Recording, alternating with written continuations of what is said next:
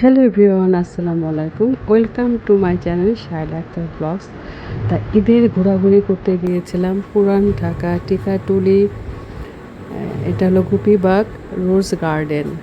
হুমায়ুন সাহেব বাড়ি গোপীবাগ বললে এটা দেখিয়ে দিবে, কারণ রোজ গার্ডেন ইদানিং সবাই জানে, অনেকেই চেনে না। কিন্তু যদি বলা হয় এটা হলো সায়দাবাদ, ঢাকা সায়দাবাদ বাস স্টপের কাছেই।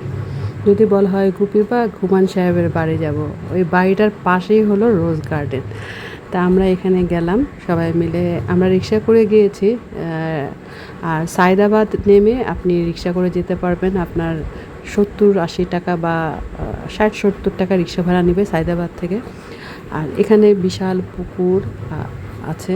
পুকুরের বেশ দুই পাশে দুইটা শান বাঁধানো ঘাট, আর আছে রোজ গার্ডেন। অবশ্যই লাল গোলাপের একটা বাগান আছে, আর সাদা রাজপ্রাসাদের সামনে আছে পুকুর। আর পিছনের জায়গাটা গাছপালা আছে, কিছু আম গাছ, জাম গাছ। এই যে দেখতে থাকেন রোজ গার্ডেন।